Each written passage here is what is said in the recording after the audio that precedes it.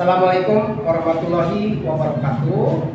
Perkenalkan, nama saya Samsudin, guru mata pelajaran Al-Quran Hadis di MTS Gupi 03 Belangan, sekaligus sebagai mahasiswa PPG dalam jabatan BED 1 tahun 2025 di LPTK Win 1 Sahid Ali Rahmatullah Tulung Agung dengan NIM 18213241787 dengan nomor peserta 7722650007023. Pada hari ini, Kamis 8 Mei 2025, saya akan melaksanakan uji kinerja praktek pembelajaran di kelas 7A dengan materi optimis dan sabar. Bagaimana prosesnya? Mari kita saksikan. Assalamualaikum warahmatullahi wabarakatuh.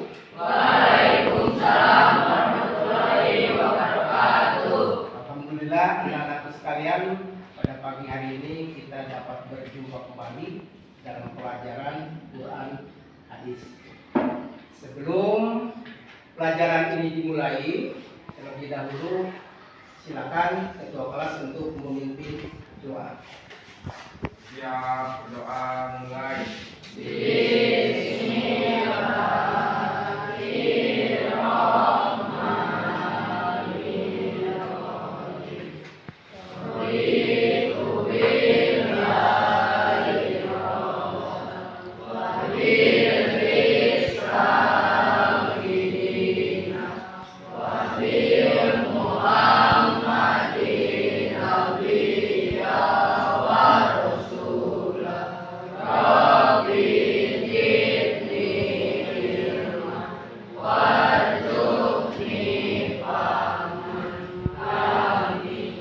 Beri salam. Assalamualaikum warahmatullahi wabarakatuh. Waalaikumsalam warahmatullahi wabarakatuh. Anak-anakku, hari ini siapa yang tidak masuk? Masuk semua? Alhamdulillah. Berarti anak-anak sehat semua. Sehat merupakan nikmat dari Allah yang harus kita syukuri, karena dengan sehat kita bisa melaksanakan aktivitas, salah satunya belajar seperti ini. Baiklah anak-anak, dalam kesempatan hari ini kita akan belajar pelajaran Quran Hadis dengan judul optimis dan sabar. Ya. Di dalam pelajaran optimis dan sabar ini ada beberapa kandungan ayat Al-Quran ya, yang menerangkan tentang sabar, yaitu diantaranya ada surat Al-Balad, yaitu ayat 1 sampai 10.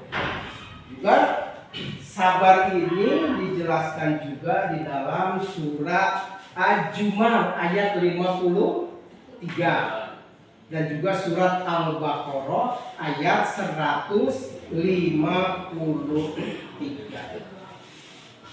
Surat Al-Jum'ah ini anak-anak termasuk ke dalam surat Makkiyah. Kenapa disebut surat Makkiyah? Karena surat ini turun semasa Rasulullah SAW berada di kota Mekah, maka disebut surat Makkiyah. Surat Al-Balad ini terdiri dari 20 ayat, dan surat Al-Balad ini di dalam Al-Quran ini merupakan surat ke-9.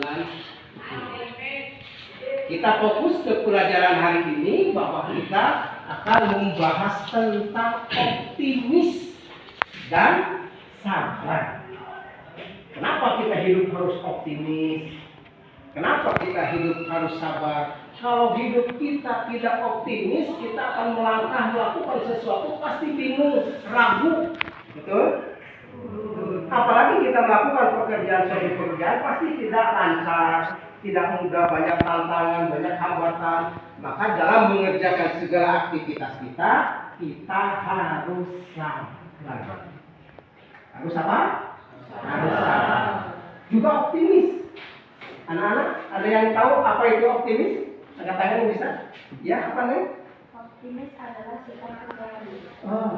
Optimis itu adalah sikap percaya diri. Kalau orang sudah percaya diri, tapi bukan kepedean, enggak ya, pede begini enggak. Optimis itu benar-benar percaya diri, tapi tidak dibentukkan dalam bentuk yang seakan-akan arogan, pede enggak. Ya, harus optimis. Tapi kalau hidup jangan kebalikan, namanya pesimis. Apa pesimis? Ada yang tahu? Apa? Sikap tidak percaya diri. Kebalikan daripada sikap optimis adalah pesimis, tidak percaya diri. Paham kira-kira? Sekarang sabar. Ya. Di dalam kehidupan kita harus senantiasa sabar, karena sabar itu ujian bagi kita.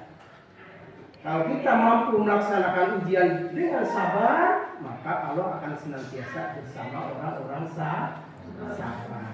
Ya. Paham kira-kira? Contoh dalam kehidupan sehari-hari, umpama. Kita diuji oleh Allah jadi anak yang mohon maaf orang tuanya nggak punya, ingin sekolah tapi nggak punya motor, jalan kaki dari rumah. Apa yang harus kita lakukan? Kita harus sabar. Sabar melaksanakan perintah Allah untuk menuntut ilmu. Ya. Sabar dalam melaksanakan perintah Allah, sabar dalam meninggalkan larangan dari Allah Subhanahu wa Ta'ala. Gitu ya. Jadi sabar dan sabar. Maka di dalam surat Al-Baqarah ayat 153, ya ayyuhan nas, ya ayyuhalladzina amanu, yang dipanggil orang-orang beriman. Ya. Ista'inu bis-sabri was-shalah. Minta tolong kepada Allah, kalian semua ini. Kalau ada masalah minta tolong kepada Allah. Dengan cara apa? Dengan cara sabar dan dengan cara sholat. Kenapa kita harus minta pertolongan kepada Allah dengan cara sabar dan sholat? Yakin sabar itu akan menyelamatkan kita. Contoh, apabila kita diganggu sama orang padahal sepele bercanda, tapi kita parahnya luar biasa. Bukan cuma ditempelin, bahkan tidak berani memukul orang. Tiba-tiba kepalanya dipukul dengan kayu karena bercanda tadi. Karena tidak sabar teman kita yang kita pukul sehingga tewas atau sakit. Maka dengan sakitnya, dengan tewasnya teman kita akibat kita tidak sabar melakukan arogan, maka kita pertama akan celaka di dunia, dihukum oleh polisi. Di akhirat akan mendapatkan siksa Allah Subhanahu wa Ta'ala. Salah satu cara kita minta pertolongan kepada Allah dengan cara sabar dan sholat. Itu sabar. Ya. Sama emak juga dikasih duit berangkat sekolah, jangan ngamuk-ngamuk. Kenapa sholat merupakan pertolongan kepada Allah, minta pertolongan? Karena dengan sholat akan mencegah dari perbuatan keji dan munkar. Paham ya? Anak-anakku sekalian, di dalam surat Al-Balad ayat 1 sampai dengan 10 kita akan membahas isi kandungan daripada surat tersebut. Mohon diperhatikan, dilihat bacanya dengan seksama. Kita akan membaca, coba membaca daripada surat ini. A'udzu billahi minasy syaithanir rajim. Bismillahirrahmanirrahim. La uqsimu bihadzal balad wa anta hillum bihadzal balad wa walidin wa ma walad. Laqad khalaqnal insana fi kabad. Dapat yakin dan percaya karena kalian di sini ya sambil mondok untuk surat Al-Balad ini bisa. Coba dites. Siapa yang sanggup baca surat Al-Balad? Silakan nih. Yang keras, dengerin, perhatikan.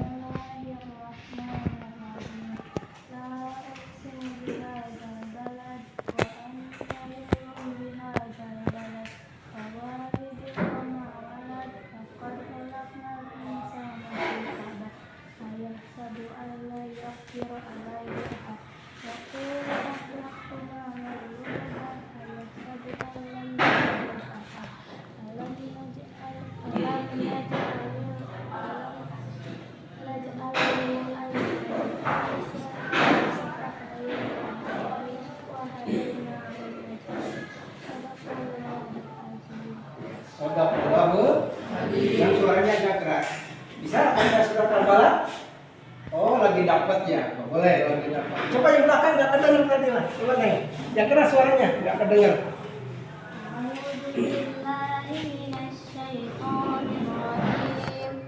Bismillahirrahmanirrahim.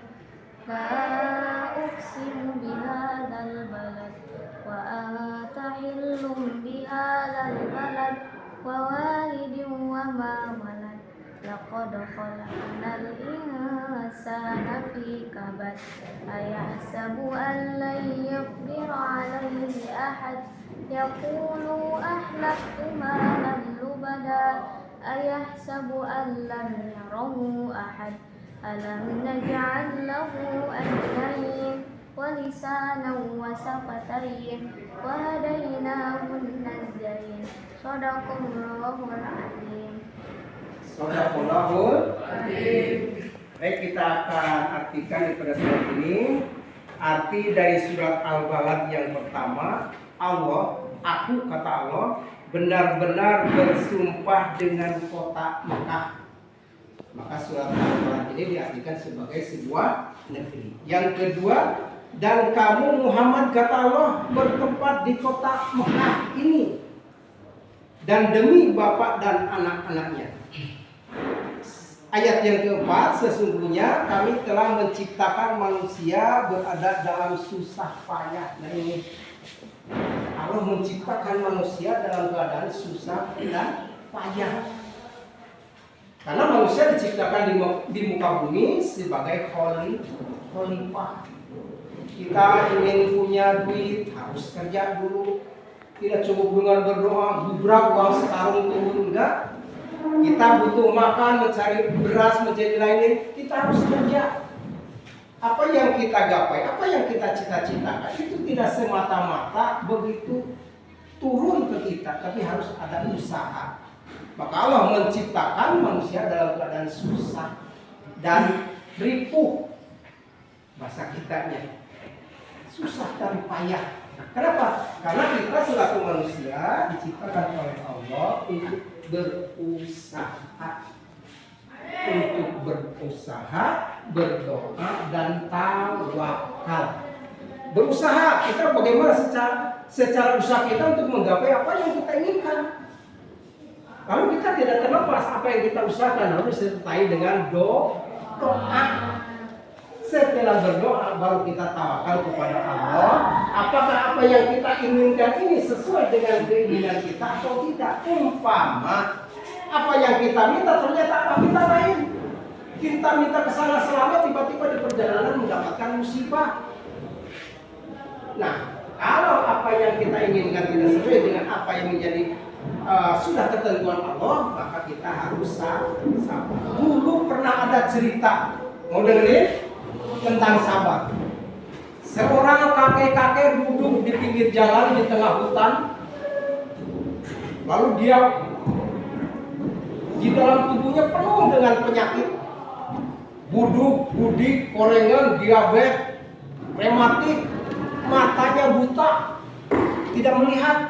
Tapi dia mengangkatkan kedua tangannya ke atas kepada Allah, ya Allah, terima kasih atas kesehatan ini yang telah Engkau anugerahkan kepada saya. Kata orang tua tadi. Orang-orang yang lewat heran, itu si kakek masih yang ngomong terima kasih atas segala nikmat yang telah diberikan lewat sehat. Padahal dia itu kok jalannya nggak jelas kayak gini, mohon maaf. Kakinya pada korekan, matanya buta. Tapi kenapa kamu senantiasa bersyukur kepada atas nikmat sehat, padahal kamu orang nggak sehat? Apa kata si kakek? Alhamdulillah saya punya lidah yang sehat, bisa ngomong untuk senantiasa memuji Allah Subhanahu wa Ta'ala. Alhamdulillah saya punya hati sehat, sehingga roh saya menyadari kehadiran Allah di hati saya. Oh, ternyata jawaban kakek-kakek yang penuh dengan penyakit badannya, termasuk matanya tidak melihat, menyadarkan orang-orang sekampung untuk senantiasa ingat taat kepada Allah Subhanahu wa Ta'ala. Jadi sabar. Kita senantiasa menjauhi larangan Allah, yaitu menjauhi maksiat. Coba ada yang tahu nggak contoh maksiat kira-kira yang harus kita jauhi di sekitar sekolah kita? Apa contohnya? Ada yang tahu nggak? Maksiat apa aja yang kira-kira harus kita jauhi sebagai bentuk sabar dari perbuatan kita taat kepada Allah? Contohnya apa perbuatan maksiat? Mungkin Pak maksiat apa yang biasa di sekolah dilakukan? Contohnya apa? Apa? Maling, ada tepung pen teman diambil, dicolong, itu dosa nggak? Dosa. Jaga tangan kita supaya tidak melakukan dosa. Paling sabar kita supaya tidak melakukan dosa besar. Apalagi murid. Kira-kira dosa apa yang bisa dilakukan oleh kita dengan berbuat dosa maksiat? Paling sering bolos, betul? Sering bullying teman, betul? Sering ngenyek orang, sering nyebut-nyebut bapaknya orang lain. Si anu bapaknya sebut nama bapaknya. Itu tidak boleh. Kita harus sabar di dalam menjauhi apa yang menjadi larangan Allah Subhanahu wa Ta'ala. Ya. Maka kunci sabar dalam taat kepada Allah. Apapun bentuknya taat, mau dimanapun kita taat, kita harus senantiasa taat kepada Allah. Umpamanya bulan puasa, mentang-mentangnya bapak guru nggak ada, orang tua nggak ada, masuk ke warung minum ale-ale. Dimanapun kalian ada harus senantiasa takwa sesuai perintah Nabi. Ittaqillaha haitsuma kunta wa atbihi sayi'atan hasanatan tamhuha wa mawlikin nas bi khuluqin hasan. Di mana aja keberadaan kalian, mau di kebun, mau di warung, mau nyumput, mau di kamar, mau di orang banyak, harus takwa kepada Allah. Umpamanya lagi puasa kita kumpul-kumpul, nggak tahu kalau setetes kamu minum, yang tahu hanya kalian dengan Allah, sedangkan akan Allah melihat diri kita. Nah, setelah kita belajar tentang kandungan daripada ayat Al-Balad juga Al-Baqarah tadi, nanti kita adakan diskusi. Setelah kita mengadakan diskusi, kita adakan tanya jawab. Ada siswa yang bertanya, ada siswa yang menjawab. Siapa aja boleh nanti ya. Jadi sebentar lagi kita nanti akan mengadakan diskusi. So kalian berdiskusi dengan teman sebangku aja, nggak apa-apa, biar nggak kita ribet tanya-tanya. Diskusikan, dipelajari kandungan daripada surat Al-Balad. Baiklah anak-anakku, setelah kita tadi berdiskusi kurang lebih 15 menit, nah sekarang tujuan daripada pembelajaran ini ya, dari pembelajaran tentang optimis dan sabar, yang pertama supaya kalian bisa menjelaskan isi kandungan surat Al-Balad. Bisa menjelaskan isi kandungan surat Al-Balad. Yang kedua, supaya kalian bisa menjelaskan pesan daripada surat Al-Balad itu apa? Apa yang bisa ambil dari hikmah surat tersebut? Dan yang ketiga, kalian bisa menjelaskan makna sabar, sholat dalam surat Al-Baqarah. Sudah semua tadi belajar diskusi bareng-bareng? Sudah bisa dimengerti kira-kira? Nah sekarang di antara kalian siapa yang mau bertanya? Monggo, siapa? Oh siapa? Silakan berdiri. Siapa namanya? Fauzan. Menanyakan apa? Silakan Fauzan. Tentang musibah. Nah, pertanyaan yang sangat bagus. Sebutkan contoh musibah. Ada yang bisa jawab? Oh, silakan yang belakang ya. Contoh dari musibah seperti sakit, kehilangan sesuatu, banjir, gempa bumi, longsor, dan lain sebagainya. Oh, itu adalah musibah. Sakit musibah bukan? Musibah. Maka kalau kita kena sakit itu musibah atau ujian daripada Allah Subhanahu wa Ta'ala. Apa yang harus kita lakukan? Harus sabar. Sabar ya Allah, ini ujian darimu ya Allah, aku ridho, aku ikhlas. Insya Allah apabila kita sakit, sabar, insya Allah kita akan diampuni dosa kita, akan mendapatkan pahala dari Allah Subhanahu wa Ta'ala. Ya, sabar dan sabar. Sabar inilah ditujukan kepada orang-orang Muslim sesuai dengan bunyi surat Al-Baqarah. Ya ayyuhal ladina aman, ditunjukkan kepada orang yang beriman. Bagaimana tuh kalau orang yang tidak beriman, apakah tidak dianjurkan? Tidak dalam surat ini. Karena dalam surat ini orang-orang yang sabar akan senantiasa Allah bersama mereka. Ya, istainu bis-sabri was-salat. Seperti apa yang Bapak sampaikan tadi, Anda minta pertolongan kepada Allah dengan sabar, dengan sholat. Karena sholat akan mencegah dari perbuatan keji dan mungkar. Ada keji, ada mungkar, perbuatan yang tidak pantas, jorok dan lain sebagainya. Mungkar mungkin banyak perbuatan yang apa ya, yang ingkar terhadap perintah Allah Subhanahu wa Ta'ala. Ada lagi yang mau ditanyakan? Oh, silakan. Bagaimanakah sabar menurut Ibu Kasir? Iya. Sesuai dengan perintah tadi waktu kalian berdiskusi, kalian harus bisa menyebutkan sabar menurut Ibnu Katsir. Tadi telah kita bahas waktu diskusi. Kira-kira kalian tadi menemukan enggak bacaan tadi? Kira-kira siapa yang bisa menjawab? Sabar menurut Ibnu Katsir. Angkat tangan yang bisa. Silakan yang berdiri. Sebutkan namanya. Putri, rumah di mana? Sindang-Sari. Oh, dari Sindang-Sari, anak pondok, mudah-mudahan bisa. Silahkan permintaan teman kalian tadi menyebutkan sabar menurut Ibnu Katsir. Silahkan jawab. Sabar menurut Ibnu Katsir ada 3. 1. Sabar dalam ketaatan kepada Allah Subhanahu wa Ta'ala. 2. Sabar dalam menjauhi maksiat. 3. Sabar dalam menghadapi musibah. Ini bagus sekali jawabannya. Beri tepuk tangan yang gemuruh.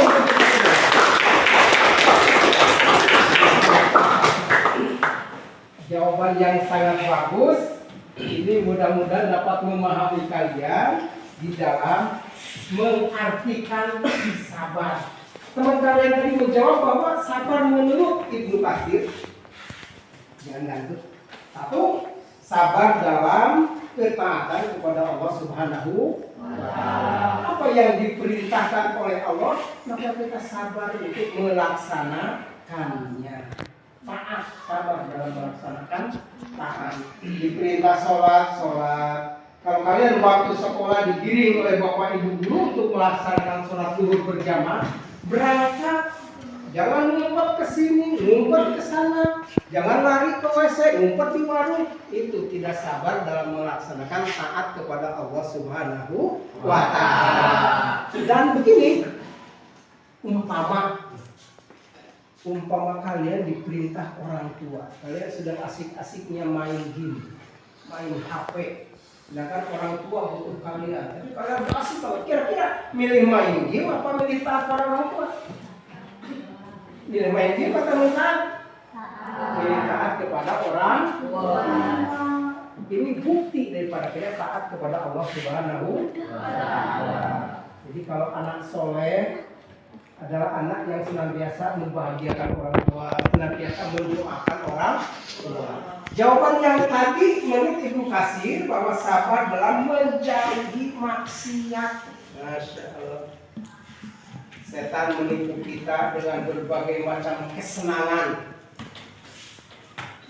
Dilihatnya indah banget, padahal itu adalah perbuatan dosa. Kenapa senantiasa setan memupuk sesuatu yang maksiat menjadi indah, mudah, gampang, enjoy? Kenapa? Sengaja setan menggelincirkan kita supaya kita jatuh ke dalam dosa. Tipu daya muslihat setan. Atau kalian di sekolah dinyek sama temennya, direndahkan, sabar. Ya, karena kunci sabar adalah kita kunci bergaul dengan sesama teman. Dulu ada teman bapak orangnya suka dibullying, iya sabar, nggak pernah marah. Ternyata setelah tamat SMA dia apa? Daftar menjadi angkatan bersenjata. Yang dulu dibullying tukang ini, akhirnya dia menjadi seorang perwira yang sangat gagah. Kalau orang sabar pasti sama Allah ditingkatkan derajatnya menjadi orang-orang yang mulia. Maka inilah perintah oleh Allah, hai orang-orang yang beriman, ya ayyuhalladzina amanu, wahai orang-orang yang merasa punya iman di dalam hatinya, kata Allah, ista'inu bis-sabri was-shalah. Minta tolonglah kepada Allah dengan sabar dan sholat. Sabar, ya, laksanakan belajar, kamu jauh, sabar. Suruh sekolah, sabar. Mencari ilmu, jauh kamu jalan kepanasan, sabar. Karena dengan ilmu ini adalah jembatan untuk mencapai cita-cita kalian. Paham kira-kira? Menurut itu kasih yang ketiga, menurut teman kalian, sabar dalam menghadapi musibah. Allah sudah dipasdarkan. Sabar dicoba oleh Allah. Ada yang namanya ujian, ada yang namanya hukuman dari Allah. Untuk orang yang beriman itu namanya ujian. Tiba-tiba kalian pulang ke rumah, rumahnya kebakaran, rumahnya kebawa banjir, gempa, ya. Sabar, itu adalah ujian bagi orang yang beriman. Tapi bagi orang yang tidak beriman namanya adab dari Allah Subhanahu wa Ta'ala. Ada lagi yang mau bertanya? Apa? Silakan, siapa namanya? Siapa? Namanya Aris. Menanyakan apa Aris? Apa kandungan surat Al-Balad? Hasil diskusi tadi kalian sudah menyimpulkan apa sih makna yang terkandung di dalam surat Al-Balad? Ada kalian yang bisa jawab? Oh, silakan nih. Apa kandungan surat Al-Balad? Kandungan surat Al-Balad antara lain, satu, Allah menciptakan manusia dalam keadaan susah payah. Dua, harta yang kita memiliki semata-mata titipan dari Allah. Tiga, dan harta yang kita miliki kelak di akhirat akan diminta pertanggungjawaban. Empat, apabila jadi orang kaya maka jangan sombong. 5, harus pandai bersyukur atas nikmat Allah Subhanahu wa Ta'ala. Iya. Ada yang menambahkan? Ada yang menambahkan dari apa yang disampaikan teman kalian? Oke. Jawaban yang sangat bagus sekali, ya. Oke, beri tepuk tangan buat teman kalian semuanya. Baik. Tadi teman kalian mengatakan bahwa kandungan surat Al-Balad pertama, Allah menciptakan manusia dalam susah, dalam keadaan susah dan payah. Sudah Bapak terangkan tadi itu, karena manusia itu adalah makhluk yang harus harus melaksanakan sebagai manusia ikhtiar, ya. Pasti apa yang kita inginkan harus dilakukan dulu ikhtiar, berusaha, capek, susah, payah untuk mencapai tujuan daripada cita-cita kita. Tidak mungkin Allah memberikan sesuatu kita ingin, Allah saya itu ingin kaya, ujung-ujung jebrol keluar duit jadi rumah. Tidak. Pasti yang punya kebunnya harus dipacul.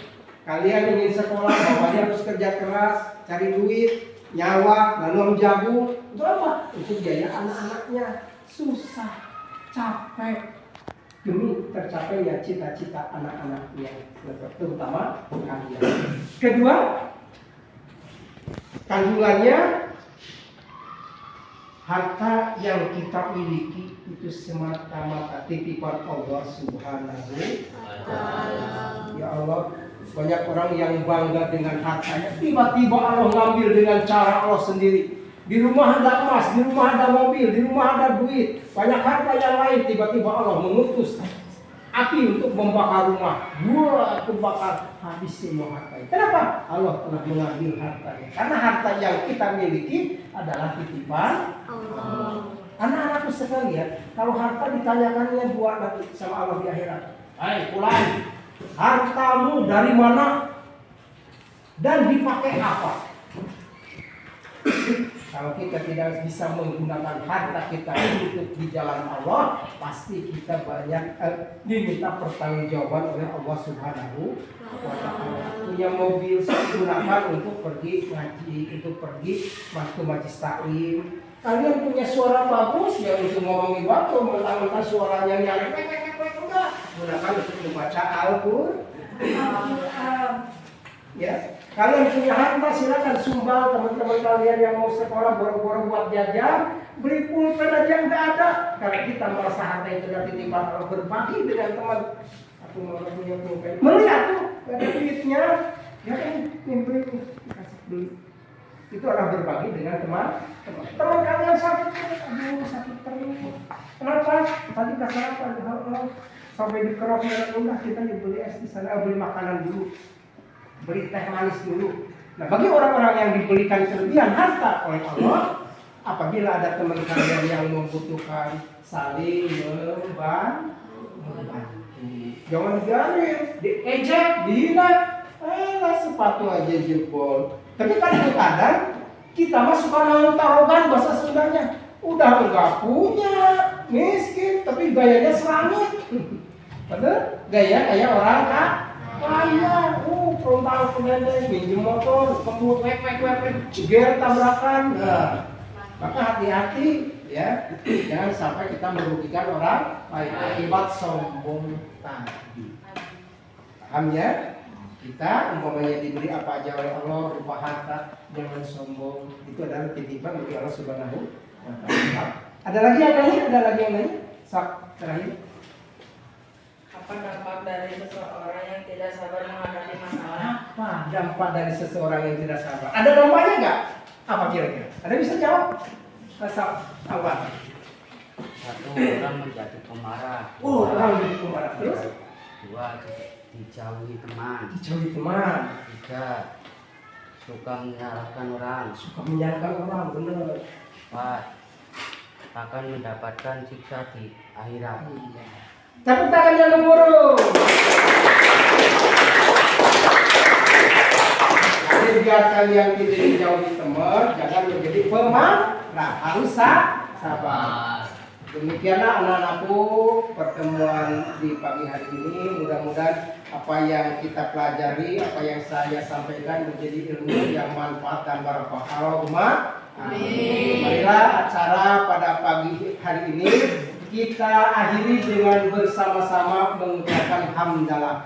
Alhamdulillahirabbil alamin. Bapak akhirul kalam. Assalamualaikum warahmatullahi wabarakatuh.